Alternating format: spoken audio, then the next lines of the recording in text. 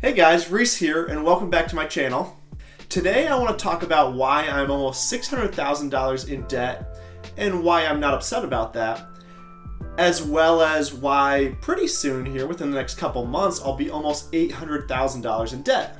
Now, I love real estate and I talk about it quite a bit, especially on this channel. And whenever I talk about real estate, I like to explain the power of leverage, or the way you can increase your buying power by borrowing money from the bank, and how by using leverage safely it can inflate your returns. However, there definitely is a lot of confusion around debt, with some people cursing all debt and saying it's all bad debt, and others, loading up their credit card with impulse purchases and using all sorts of debt in their life.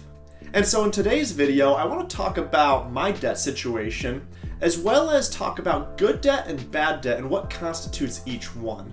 Now, this definitely won't be an in-depth conversation into all sorts of different types of debt and scenarios. However, it will be an overarching explanation of what constitutes good debt versus bad debt and how I'm currently using leverage and debt to increase my net worth.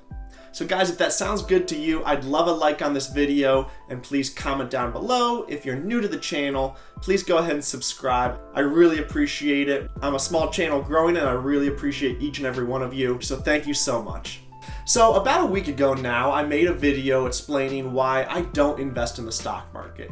And if you guys haven't seen that video yet, feel free to go ahead and check it out. I'll leave a link up here in the corner to it. One of the reasons I brought up in that video on why I don't invest in the stock market is the inability to leverage my money in the stock market, or at least leverage it safely and use a lot of leverage. So for example, in real estate, I can put 5% down on a property. In the stock market, I might be able to get margin for 2 or 3 times my money. In addition, if the value of a property goes down, the bank can't force you to sell your property unless you stop making payments on that debt. Whereas in the stock market, the brokerage can close open positions if they're losing money. However, some people who commented on that video brought up how debt could be a bad thing, or debt is very risky, and because of that, they would just never invest in real estate. They'd rather keep a core investment strategy in the stock market and avoid debt altogether. And I do understand this thinking. However, some of these comments might come from just a lack of understanding on debt and the different types of debt. And so on a very basic level today, there is good debt and there's bad debt. Good debt, for the most part, is debt that nets you more money than it costs you. Whereas bad debt is debt that costs you more than it makes you. However, there is such thing as too much of a good thing, and that applies to good debt as well. So too much good debt can definitely become bad debt if it's not kept in check. So let's take a very simple look at this before we dive in and explain my almost $600,000 in debt. So say I lend you $1,000 at a 1% interest rate. You would probably take that, right?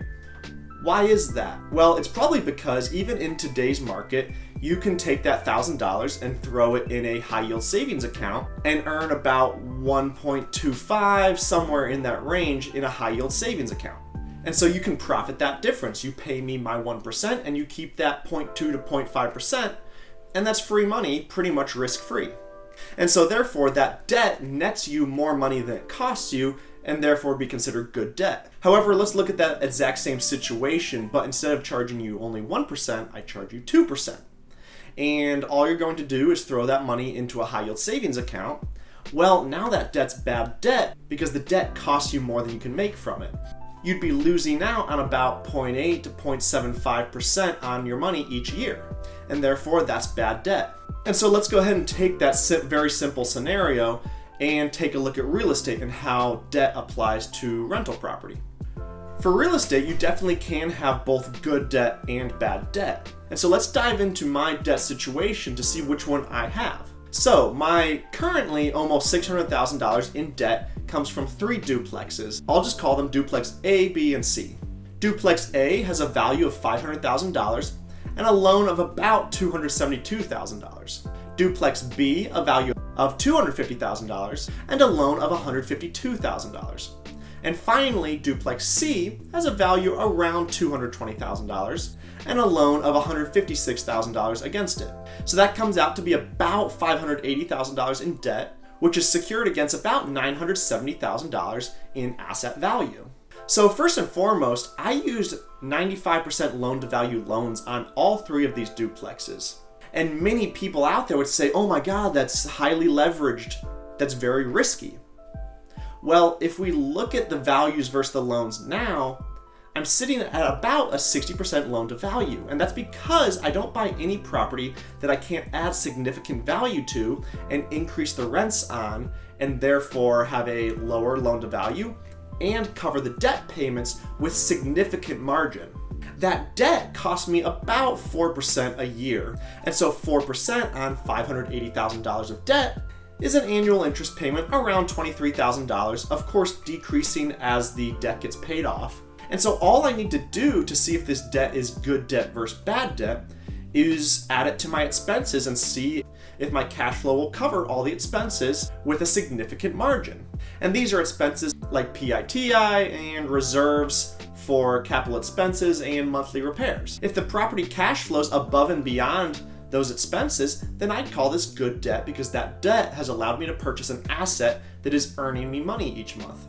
Whereas if I'm negative, I would consider that bad debt because I'm losing money through cash flow each and every month. However, there are investors out there that buy properties only for appreciation and don't mind negative cash flow. However, that's not me. I won't touch that in this video. Therefore, my almost $600,000 in debt, I would consider good debt. It's allowed me to first and foremost grow my wealth through appreciation and value add, where my equity position is now almost $400,000, or $970,000 less $580,000. The properties combined also cash flow about $2,000 a month, which is a very significant margin where if I lost a tenant, or they missed a rent payment, or I had unexpected expenses, I'm covered with a significant buffer. In addition to all of this, my debt gets paid down by about $700 a month by my tenants, which is just more money in my pocket each month, increasing my net worth.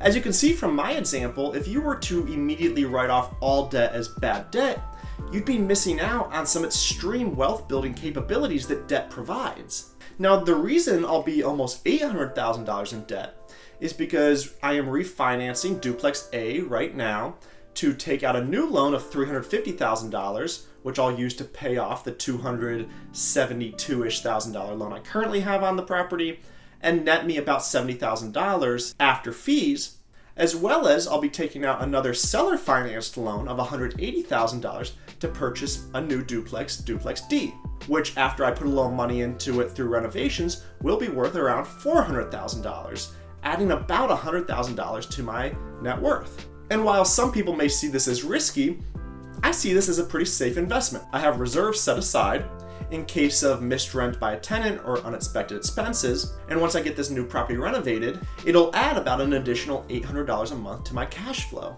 Now, I have zero debt, absolutely none, that costs me money. However, there are some other scenarios that would constitute good debt. So for example, taking out a 100% financed loan on a car. You might think, well, that's risky and it's costing you money each month. However, if you can then free up that money you would have paid in cash to buy the car and use that money to make you more money through investing in something else like real estate, that could also be considered good debt because it's freed up cash to earn you more money elsewhere. Just something else to keep in mind. I find it pretty comical where many of these same people saying that debt is risky will, without much consideration, take out $100,000 in student loans to get a degree with no guarantee of landing a high-paying job to pay that debt off with.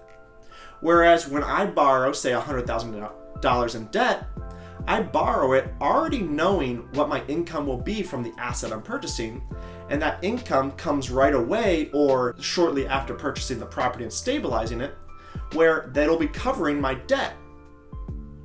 And so whereas others wait 4 years to go through college and then start paying off debt with whatever job they get, I know before I even borrow that money that the property will cash flow and earn me more money. And so I see this as quite a bit safer than even going to college, which many Americans do. So just another thing to kind of keep in mind, and keep an open mind about these things if you are very against debt. So guys, that's all I have for you today. I really appreciate you checking out this video and keeping an open mind about debt and the pros and cons of it. So thank you so much everyone for watching. If you did enjoy this video, please like it. Please subscribe to the channel if you're new.